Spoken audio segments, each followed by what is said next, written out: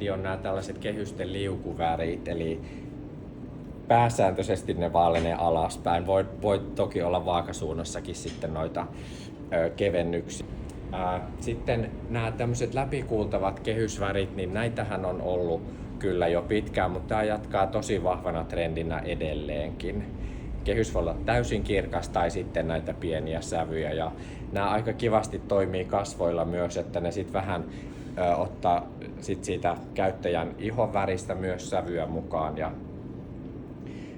kevyönä värinä niin ei tavallaan sitten ylidominoi.